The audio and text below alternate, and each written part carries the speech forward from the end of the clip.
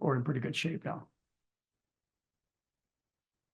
All right, this is some of the data I've shown you before about the semaglutides. And it's a good review, a good summary to bring you up to date on what the research shows. And by the way, you listen to me carefully.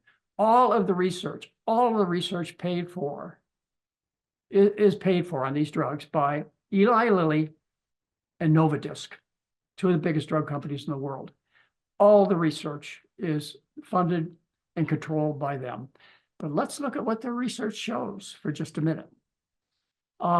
This is a summary example of what happens on semaglutides. And here you see a graph that I want to go through with you on the left. You start at the baseline body weight, and what they look at percentages of weight loss. They don't look at pounds. It makes it a little confusing for you to understand, but those figures on the left-hand side of the chart are percentages of weight loss, like, maximum 20% weight loss.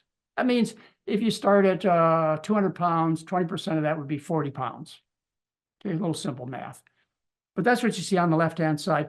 On the x-axis, you see the timeline, and you see in terms of weeks, the timeline. Okay, so let's see what happens. You start at point 0, the study starts.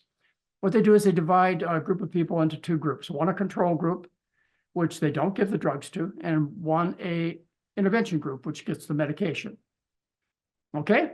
And what they do in addition is they prescribe for both groups that they must cut back on the calorie intake by about 500 calories a day, and they must exercise.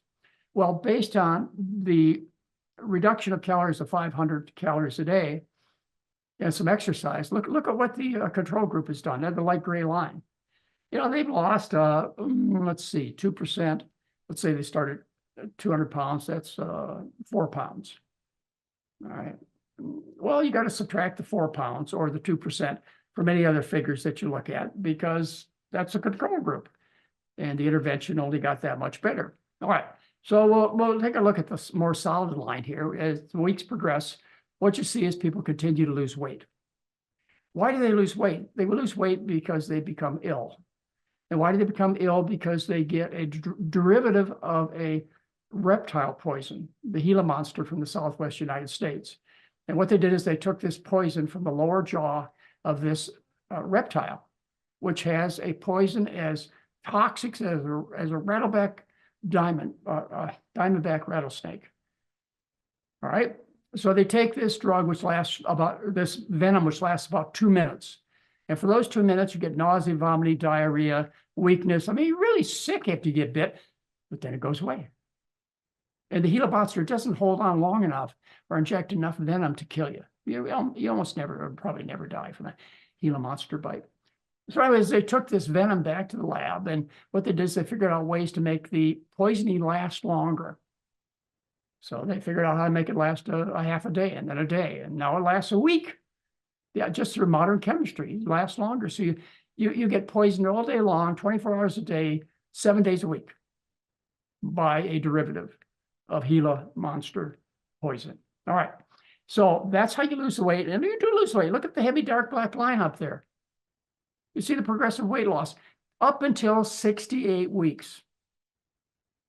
All right, they lose 20% of their weight, 20% of the weight that they started at. They started at like 233 pounds. 20% of that would be about 37 pounds.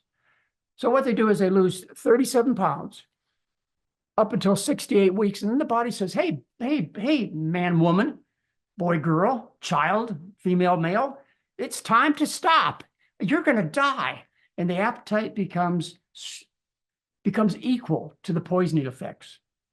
So you get the reduction of the appetite plus the desire to stay alive. And finally, the body says, I've had enough. And it stops losing weight. It stops the reduction of calories. Otherwise, you die of malnutrition. Would look good for sales if they included it in their ads, would it? Oh, this is a great drug. Except if you follow beyond 68 weeks, you'll die of starvation. And you don't. The body compensates. All right. So at 68 weeks, you hit a plateau. I mean, you hit a plateau. You don't lose any more weight on average. And that plateau has been measured out to 104 weeks. So let's just summarize it. The weight loss takes 68 weeks for the full amount. The average is 37 pounds, and the cost is $17,000 for this year and a quarter of poisoning. All right. So that's kind of a summary of the drugs. Remember, this study started out with a baseline of 233 pounds. That's where the subject started at an average. So when we look at the next chart, you got to realize the comparison starts at much less weight. And so you're going to expect people to lose more weight if they start at a higher baseline weight, just the way it is.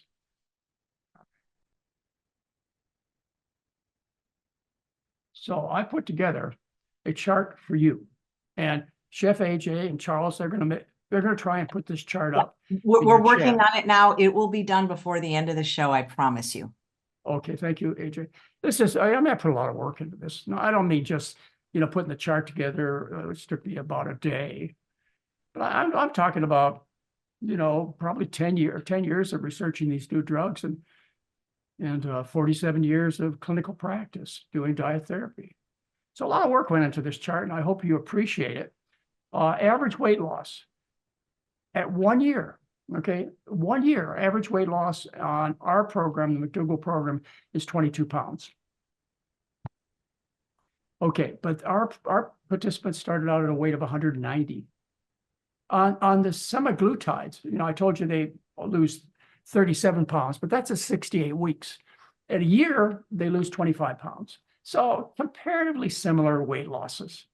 One of the studies that you're familiar with, or should be, is the study from New Zealand, which showed the average weight loss was 25.3 pounds.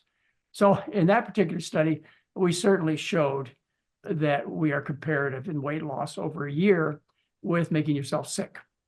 All right. You don't reach a plateau when you follow our program. You hit trim body weight, and then the body naturally stops because you're in ideal health. You're in an ideal weight to survive, to function best, look best, feel best. So the body naturally stops at its normal intended weight. Whereas a plateau is reached on the semaglutides at 68 weeks. You've lost 37 pounds because the body knows this is wrong. To suffer from chronic poisoning, it tries to make adjustments to keep you alive. So you got to plateau with these particular drugs. Let's compare what happens to your appetite. Your appetite is enhanced, satisfied. You get pleasure out of eating. I mean, Doug Lyle could, spend an hour telling you about the pleasure trap he has and how eating brings this or can bring this to your life. And that's what we do. Whereas appetite's suppressed. That's how it works. They call it food noise. That kind of sexy food noise, right? Anyway, that's what they call it. And the expected effects. Now, these aren't the side effects or undesirable effects. This is the desired effects that you expect to get. The expected effects on our program, maybe a little extra bowel gas, a little flatus. They expect for their program to work. Nausea, vomiting, diarrhea, sickness. In fact, there's this direct correlation between being sick and how sick you are with your results on the program. So that's their goal, to make you sick. Our desired effects is a feeling of well-being, relief for your problems. And you will. If you suffer from food poisoning, and you're probably plus 90% of you do, or did, you're not in this group, no way in this group, then you should expect your problems to go away. The constipation, the indigestion, the tiredness, the oily skin. Those are the short-term effects. The goal of these semaglutides is to make you feel unwell. Do I need to say that again? I think you got it. Pregnancy, it's contraindicated. Read my January 2011 newsletter on pregnancy. It'll show you that the diet I teach, a starch-based diet without any animal foods, that means no dairy, no meat, no chicken, no fish, is the ideal way to carry out a pregnancy with the least possibility of having congenital defects the least possibility of having a cesarean section, the least possibility of you gaining excess weight, the best possibility of having an offspring is the McDougall program. Why? Because of what I told you in the beginning. We believe we're as close, pretty darn close to what the human being is supposed to eat. I'll leave open a few modifications so you can help me improve the program. But that's why it's ideal for pregnancies, because that's the way we were built. You know, starting, say, million years ago, 2.5 million years ago, I don't know. We won't get into that argument. Cost, reduce your food bill. Food bill. If you eat out a lot, it reduces it by 80%. If you have been a fairly health food-oriented person, maybe 20%. Reduces it. Spend that money on other things, clothes, electric cars, all kinds of things. But you're going to have to set aside a big chunk of your money for retirement to buy these drugs, because it's going to cost you $1,000 to $1,400 a month. And that means over that period of time, you'll spend $17,000. That's a big deal for most of us. All right, regain lost weight when you stopped? Yeah, but most people continue our program, so they don't stop. But stopping the drugs, I mean, that's just boom, you stop the drugs. It's 100% stop. All right, so you can expect to regain your weight essentially always when you stop the drugs. You're not going to regain the weight on our program because you look good, feel well, and you love the food. And that's why our compliance data, which we have this. Our compliance data, it shows that somewhere near 85% of people are compliant with the McDougall diet for a year. The data, I looked it up, the data on the Ozempic, on the semaglutides, take that Ozempic word back, on the semaglutides, the compliance is only 50%. Half people have stopped. They've had it. They're not going to do it anymore. They're tired of throwing up. You know, they're tired of being sick all the time. They're tired of the loss of food noise. They'd like the food noise to come back so that they can enjoy their food. Yeah, that's what the data shows. Medical oversight? Nah. I mean, when you're changing your diet, getting off your drugs, yeah, on the McDougall program, we insist you have some medical oversight. But on the semaglutides, you have oversight like frequently, forever. These are dangerous drugs. Not that a doctor is going to stop any of the problems that happen to you unless they stop the drugs. You can't treat the side effects. There's no medication that is anti-nausea, vomiting, and diarrhea to counteract the desired effects of the semaglutides. There's no such drugs. No combination of drugs that will accomplish this. So anyway, medical oversight you need, life-threatening adverse effects, none, many.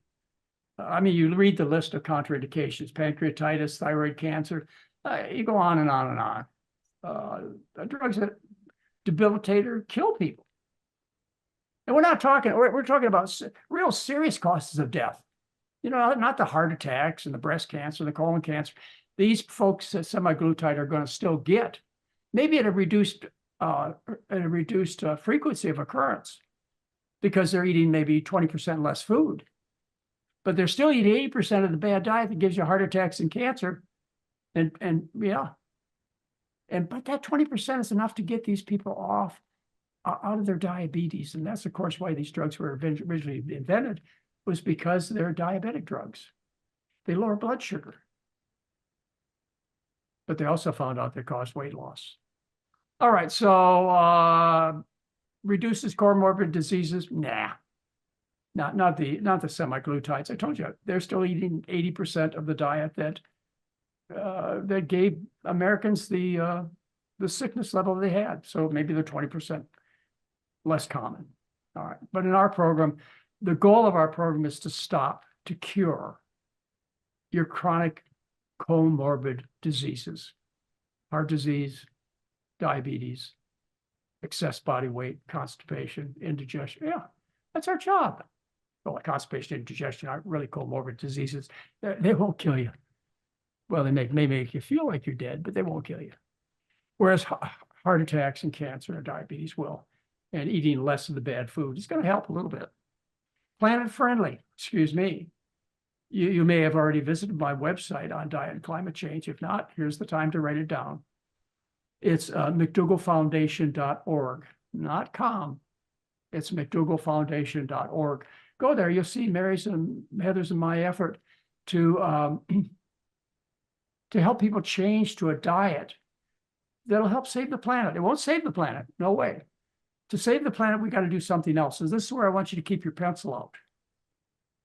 Because the only opportunity I've seen to save planet Earth, and I look for this with a passion, is an approach using mirrors to reflect the heat, the sunlight off the planet.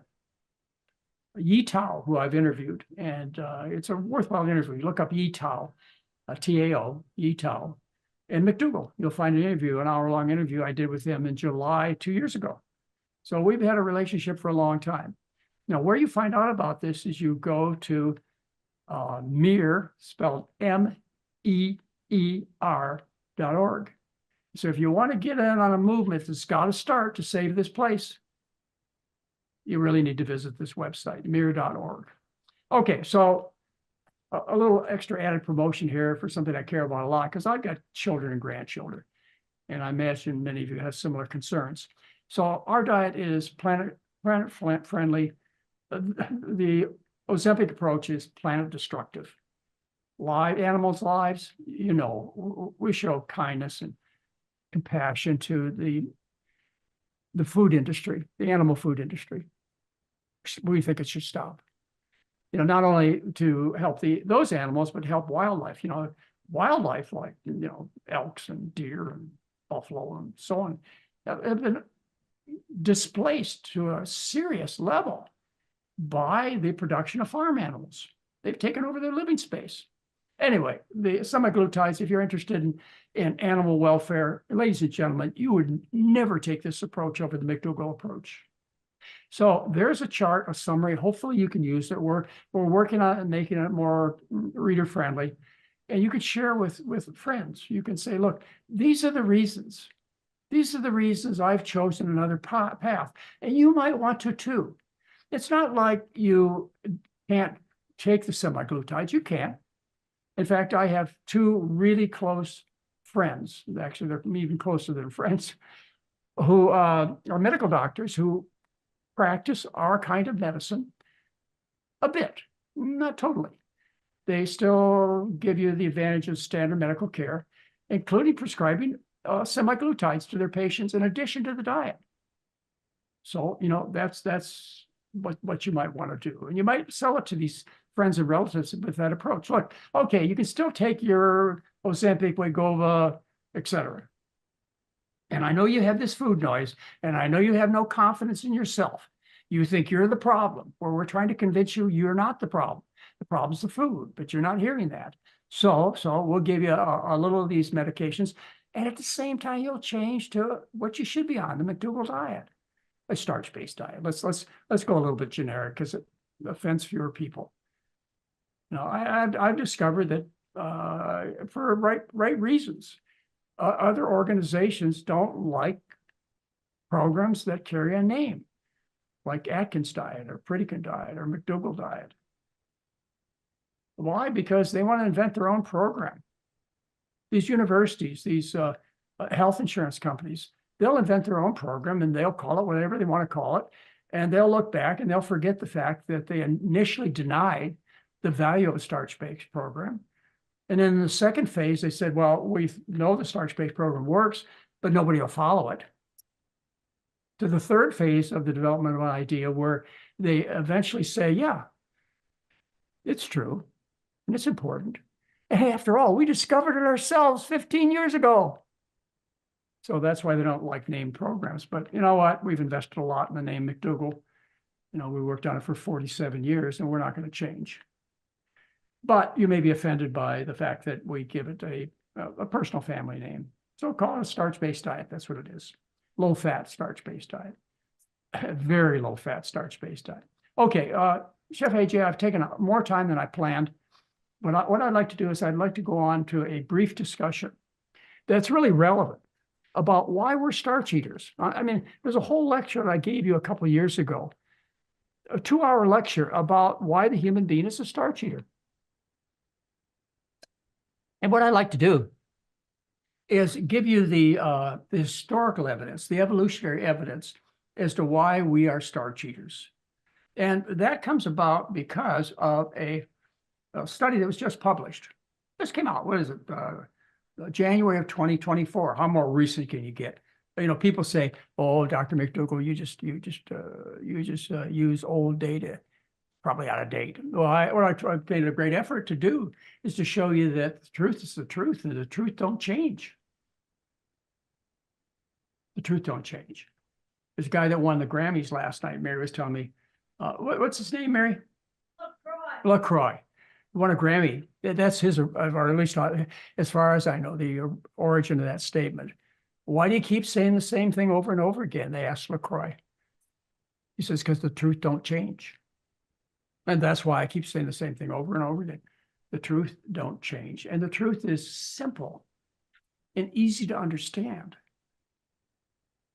Okay, so this study recently came out. It's about a population of people that date back 6,000 to 10,000 years or more. And they looked at the, what they look at, well, some or another, either or the body parts or, anyway, they looked at the probably hair and bones.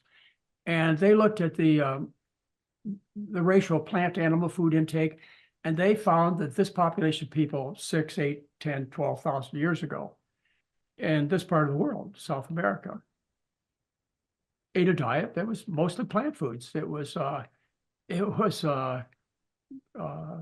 mostly plant foods. You can read it. I put the references down for you. Just came out. But let's look at some of the data I've given you before that you hopefully you appreciated. The first question you might want to ask is, why people believe we were meat eaters in the past? Why do they keep throwing up the hunter-gatherer stuff? You know, that and telling people that we're hunters, we're primarily male-dominated hunters, as far as that's how we fed people in the past. Well, it has a lot to do with this book by Loren Cordain, who happens to be a very unhealthy-looking person. I don't know if maybe he's changed to a starch-based diet since I saw him last time. But anyway, Loren Cordain. I've read his book thoroughly. I've done a critique on him. You can read the newsletter on the paleo diet, and you will find out what I said about this approach and this man's work. And I know personally, I never personally attack people, just their ideas and their work. Anyway, what Loren Cordain tried to convince you, and many of you bought into it, was that the previous diet of the human being was a diet primarily of meat, because we're hunter-gatherers with an emphasis on hunting. That's what the book taught. That's what you tried to learn. And this diet does some good things. It eliminates dairy and refined foods, sugars. That's good. But you get to eat as much meat as you want. In fact, you can eat meat to the point of protein poisoning, which will kill you. When you get up to 35% of your calories as protein, you risk death. It's called rabbit starvation or salmon starvation, because these are such high protein foods, so low in carbohydrate that you reach a level of protein toxicity.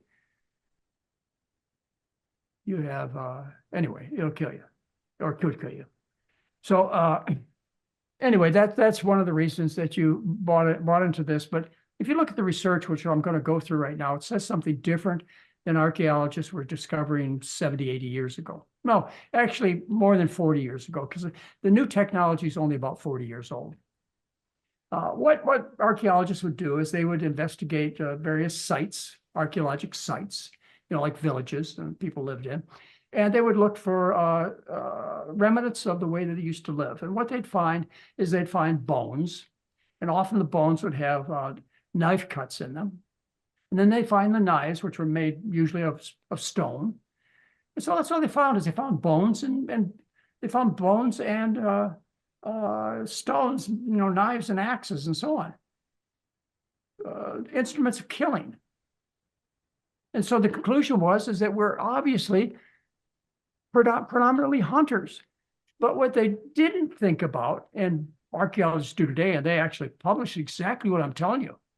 This was the problem. What they didn't think about was the fact that pea pods, corn husks, beans, rice kernels. They don't last 12,000 years. They deteriorate. They're gone. They're organic material. They're gone. They overlooked that. So they started looking for evidence of people eating things that are organic, grains and vegetables and legumes, etc. Now, how do you find that evidence? Well, they did it in various ways. And I'm going to go through some of the ways with you. And I'm going to show you the populations and I'm going to show you the research. It's in the bottom right-hand corner. It's for you to look up. And what it's going to talk to you about is various populations that have followed a starch-based diet. All right.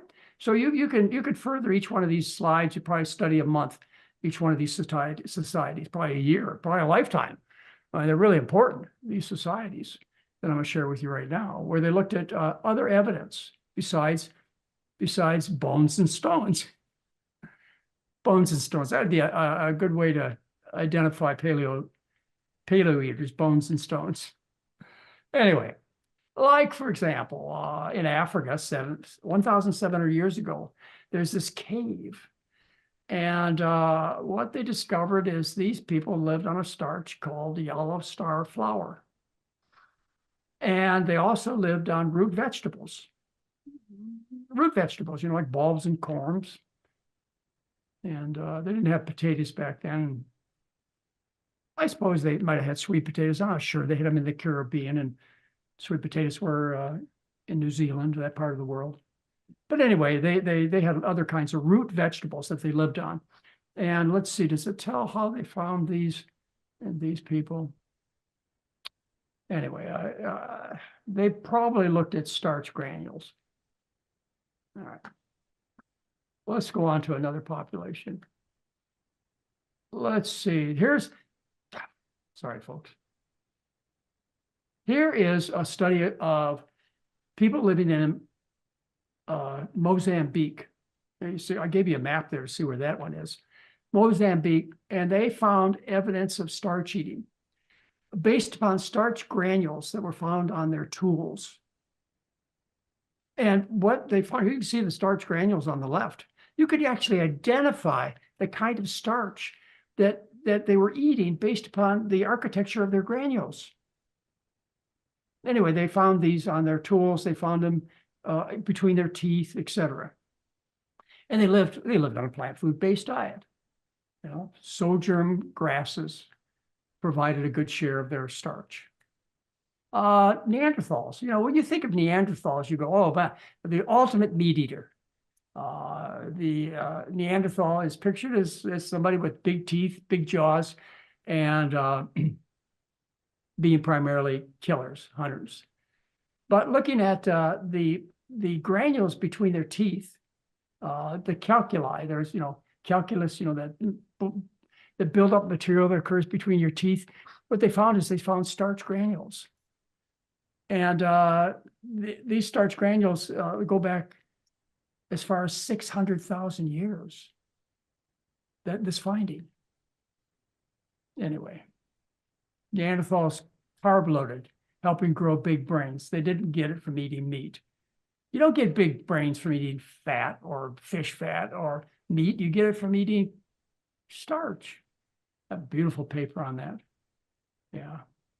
Okay.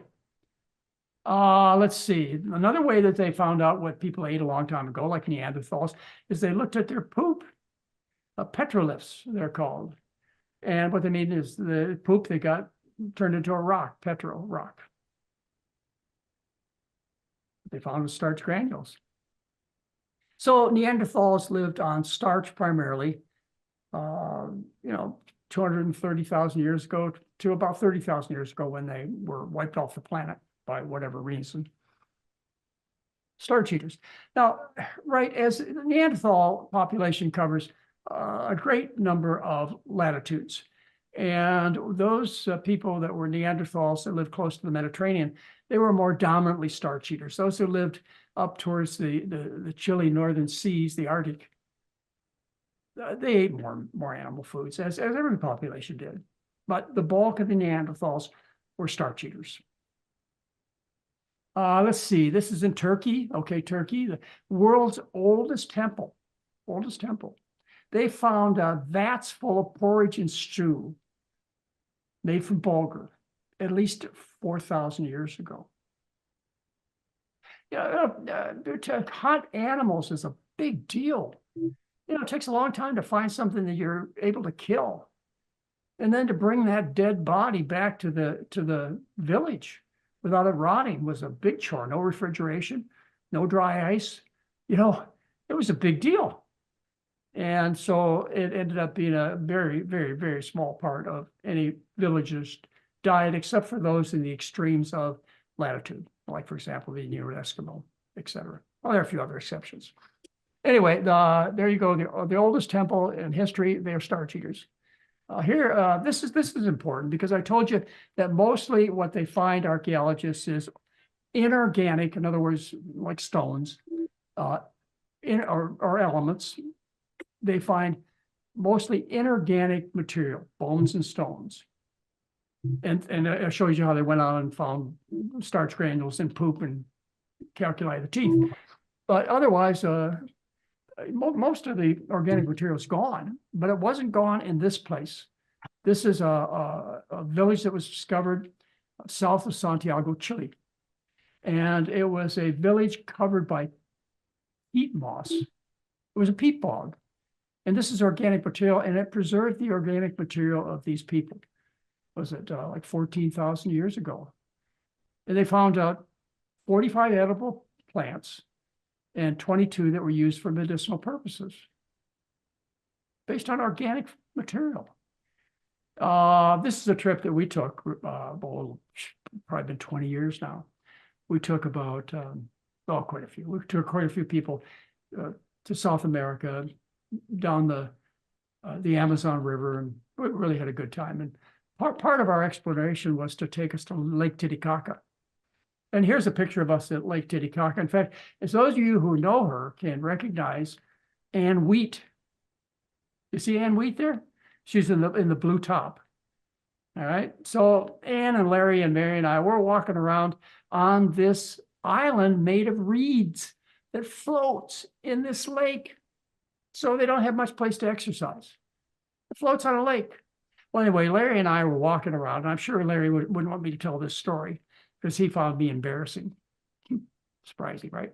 I went up, I isolated one of the families, and I talked to the man, and I said, most of the men here are pretty darn trim and healthy looking. I said, how come your women are so fat? It was a contradiction to everything I just told you. Why are they so fat? And you know what the man's answer was? We live on this little island, and there's no place to exercise. And besides that, we live on a lake where we eat fish. So they weren't on a starch-based diet. Not totally, certainly not. Anyway, I won't get into gender issues, but okay. Peru, again, we'll go back to Peru. This is the western part of Peru. You find teeth. See those teeth on the left-hand side, the brownish picture? Those are teeth there. Okay. And between the teeth, they found these granules. These are starch granules. These are from squash and beans and peanuts and grains. All right. You want more? Okay. How about the Iceman? Ortez the Iceman, found in the Alps of northern Italy. As the glaciers melt, as they seem to be doing these days, folks. Remember, the website I want you to visit is MEER.org. If you want any chance of making things right, and visit Dr. McDougall's website, McDougallFoundation.org. We need this. We've got to change the diet of the planet. All right, get back to the Iceman. And what they did is they examined the hair, and they found that when you examine the hair or the bones, you find what people's long-term diet is. You look in their stomach, you see what they ate the previous meal. And they found meat in his stomach. But when you analyze the hair, what you find is that this man was vegan. Essentially, pretty much all of his diet came from plant foods. This is a good one. This is the Tolan man. This man was also found in a peat bog. So he was well preserved, very organic material. And he lived, what, about 400 years BC. And what it found is that he'd been killed about a day or two before he'd be killed about a day or two before he died, or they started killing him. They hanged him. I guess they did kill him. They hanged him, and so he died suddenly. And they looked at the meal in his stomach, and his last meal was 85% barley, a little fish, and some flaxseed. And what does that tell you? This is a starch eater. Yeah.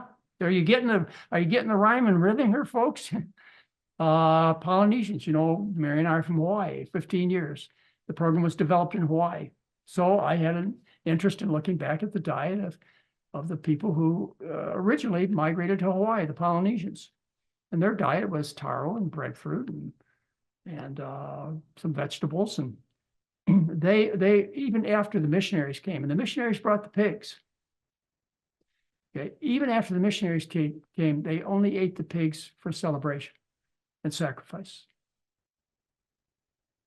All right, so the 1800s, the missionaries brought the chickens and pigs and dogs for people to eat. But prior to that, they were pretty close to 100% starch eaters for an occasional dead animal that was fresh enough to eat that they found. I like this one. This is important because these are Native Americans. We ought to have pride in Native Americans, indigenous populations of people. Really, come on. Everybody else is an immigrant, right? There was an archaeological study of an area called the Four Corners of the United States. This is where 4 states stick together in corners: Utah, Colorado, Arizona, and New Mexico.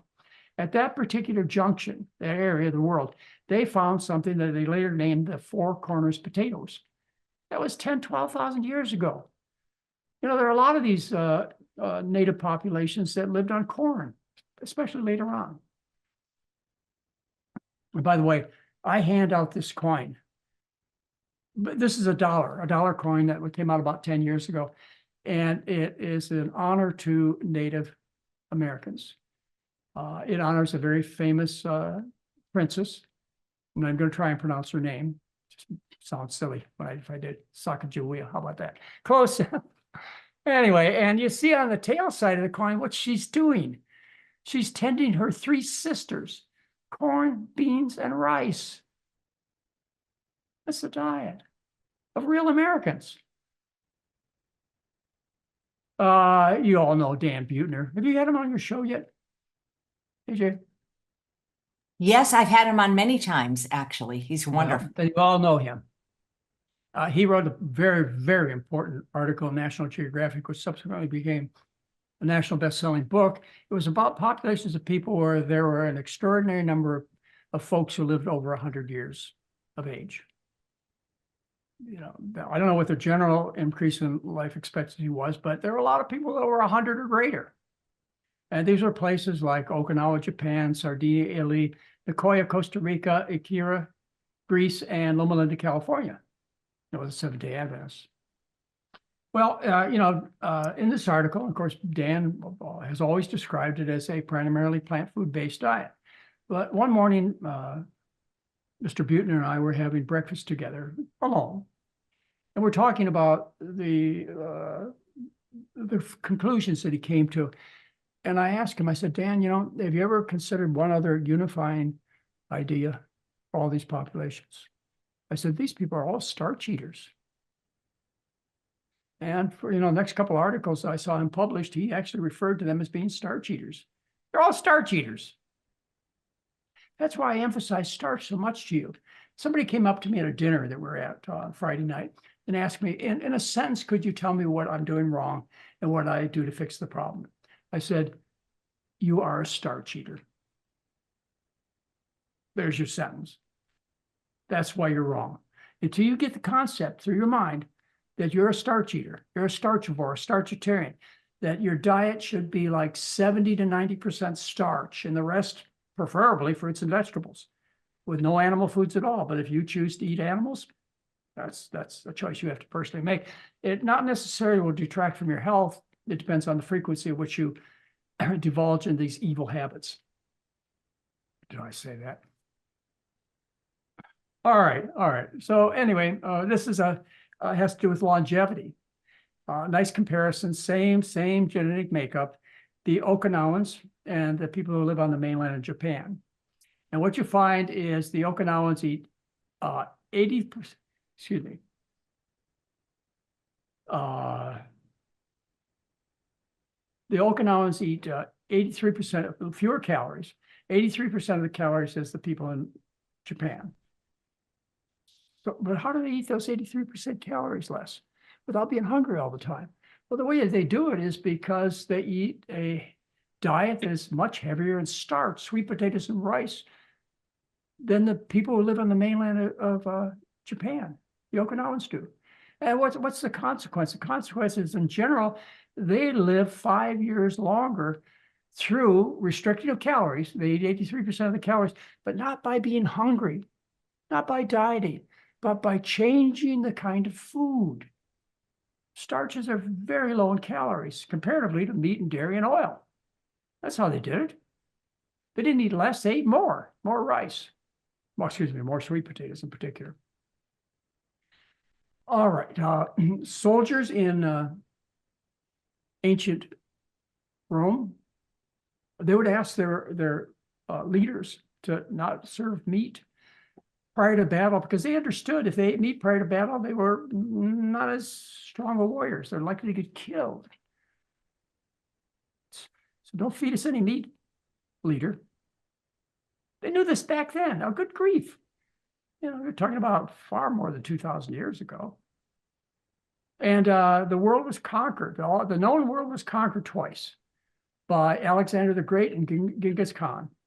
And they did it on a diet of corn. Now, they didn't mean maize, which is what you may think of as corn.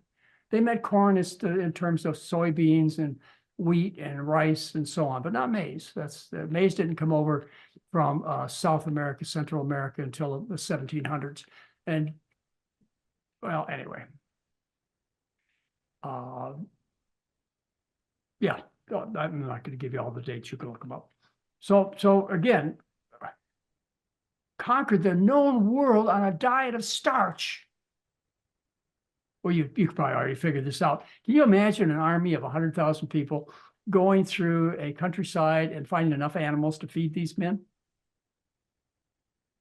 They had to raid the villages and steal their crops, and these crops were starches. That's how they conquered the known world, is on starch. Just some general statements here. When I say people from Asia, you say rice, although they've eaten lots of other starches. When I talk to you about people from Central America and Mexico, you go, well, these are the people of the corn. They've been eating corn for like ever. At least 9,000 years, and probably 13,000 years they've eaten a diet of corn. And they've had babies, they've run athletic events, they had battles on corn, maize as their source of energy. If you look at the studies done on mummified remains of the Middle East, you find that the diet of these people was a diet of wheat and barley. Well, the Middle East, Egypt, Iran, Iraq, and so on, that has a name associated with it. It's called the bread basket of the world. Bread basket of the world. It's not called the tri-tip basket of the world. Their diet was primarily wheat and barley. And you look at Papua New Guinea, over 92% of their diet came from sweet potato leaves and roots, mostly roots. That's where the calories came from. The diet is about 3 to 6% protein, lower than many of your experts think that a population could live on, yet they lived on that particular diet for, a long time. I think it was 50,000 years. Check the figures, doesn't matter. Low cholesterol, you would die to have lab tests that looked like these people. Excellent health results. Living on a diet primarily sweet potatoes, starch eaters. Now, I want to talk to you about a man. Did you ever see this event, AJ? When Nathan Yes. Dominy talked. Yes. You had him say on the very last night that the human being. All right. Don't tell the story now. Okay. So Chef AJ was had a chance to meet Nathaniel Dominy, who's a big shot. This guy's really important in the archaeologic fields. He's now at Dartmouth. He's an anthropologist and evolutionary biologist. And he, along with his colleagues, published a paper that you ought to read in Nature Genetics in 2007.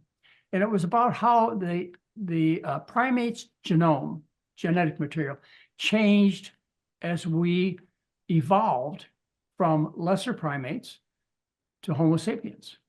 Now, I know some of you don't believe in evolution. Let's not go there. All right. I'm a scientist. So I know you don't like that either.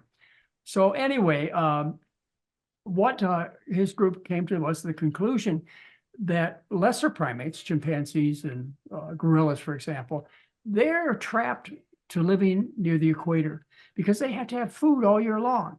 And that means they have to live in a place where fruits and vegetables, perishable vegetables, grow all year long, including the wintertime. And as a result, they didn't have to have a genetic makeup to produce enzymes that digest starch much. But as we changed and as we went from lesser primates to, I don't know why you call them greater primates, I guess you couldn't, to Homo sapiens, what happened was they increased the number of genes in their DNA, their genetic genome. They increased the number of genes that produce an enzyme which digests starch. That's its only job. They digest amylase, which is starch. And we went from lesser primates, which had 2 copies of the starch-based of the gene to make a starch digestion enzyme, to humans where they have somewhere between 6 and 16 copies of this enzyme. So now what happened is the primate could leave the equator because they didn't have to depend upon the fruits and vegetables in the wintertime. They could go north and south. And when fall and winter and early spring came, they just dug under the ground and found starch, which is what they survived on as they migrated north and south. The Homo sapien has taken over the planet for good or bad. All right, so this is the story that Nathaniel Dominy tells us, and I just want to share with you, as kind of a parting comment to my presentation, what he said to Chef AJ and I, and a few hundred other people at this weekend. One of and we would call them advanced study weekends, but a lot of people came for various reasons. Advanced study weekends. And so, what do we tell our friends and relatives who tell us that we're primarily meat eaters because we're hunter-gatherers, with an emphasis on hunter because that's the man thing to do, and gathering's the woman thing to do? That's a myth. Hunters and gatherers, the majority of their calories come from plant foods. Yeah. So that's a myth. Hunters and gatherers, the majority of all the calories that any hunting and gathering population gets comes from its plant foods. So that's what's most reliable. Meat is just too unpredictable. You can't rely on it. So kind of as a summary statement, as an expert anthropologist, you've spent your whole life studying the human diet and its relationship to teeth and bones and chemicals and genes and so on. Your conclusion is the human being is a starchivore.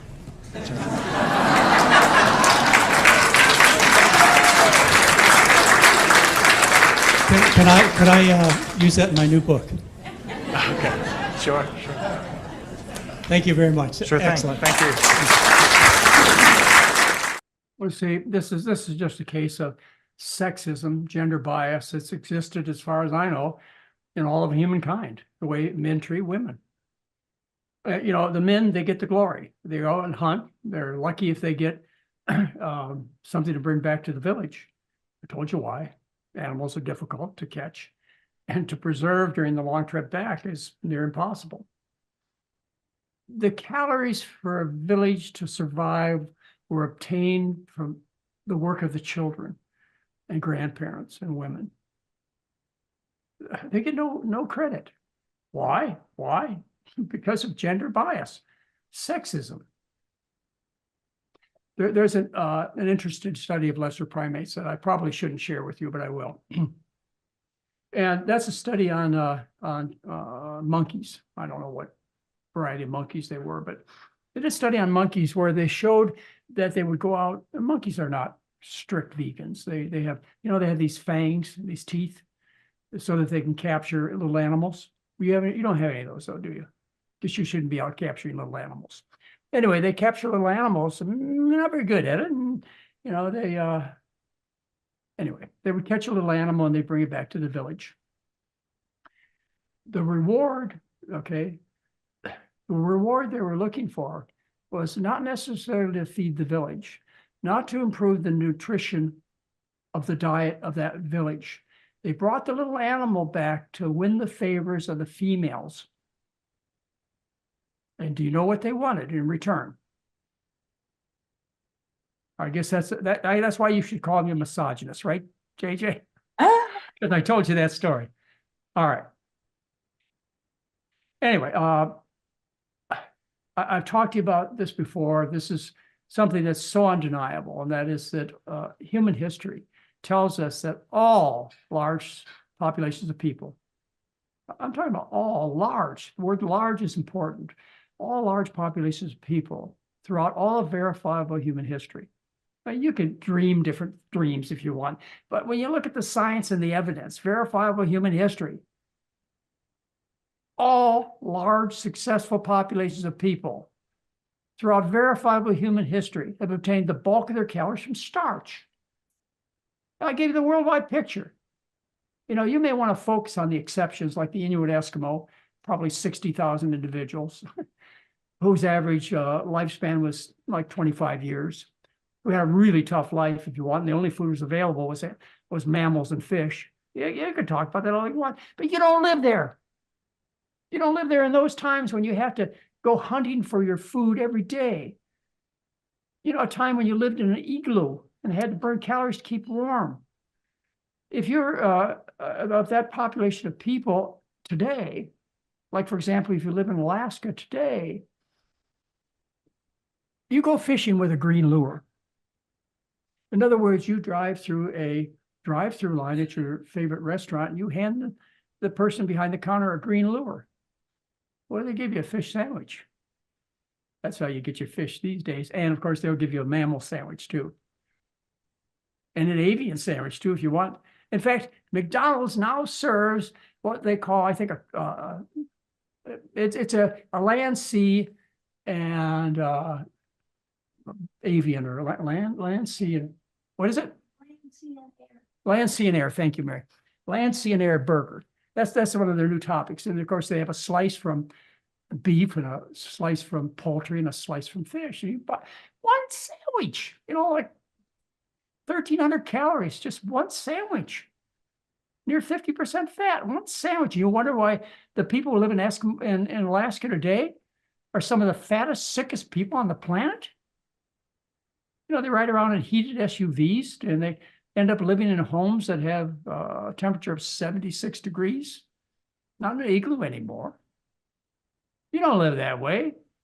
If you did, lived in an igloo and had to catch all your own food, guess what? You wouldn't want to hear about McDougall, or it wouldn't do you any good, because you can't eat the McDougall diet in this environment. Yeah. Anyway, the people, we have quite a few people from Alaska who are our patients, and professionals, dentists, doctors, and so on. And they tell us about the poor health of these folks who live there. And it's all a result of change in diet. All right. I don't think